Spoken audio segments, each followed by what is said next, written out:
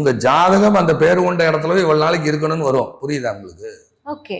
புரியுதா இல்லையாப்பா? ஒருத்தர் சைதாப்பேட்டையே பார்க்காத ஆளு, சரியா, திருநெல்வேலியில இருந்து வர்றாரு, வந்து ஒரு நண்பர்கிட்ட வண்டி கடன் வாங்குறாரு, சும்மா அந்த போயிட்டு வரேன்னு சொல்லி சைதாப்பேட்டையில வந்து ஆக்சிடென்ட் ஆகி செத்து போயிடுறாரு.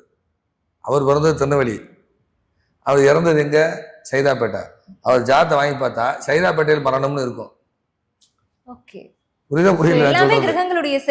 எல்லாமே அடுத்த நோடி நடக்கும். உங்களால சொல்ல முடியுமா? காலையில் எந்திரிச்சா தான் எல்லாமே பிளானட் தான். இதுக்கடையில் நான் கோடீஸ்வரன், நான் மல்டி மில்லியனர், நீ பிச்சைக்கார, ஐயோ வீங்கலிங்க, என்னத்தை போய் சொல்ல, எல்லாம் பிண்டம் தான். இது என்ன அழியக்கூடியது? நீங்க 9 கிரகத்தை ஜோசியம் படிச்சு பாருங்க, தெரியும்.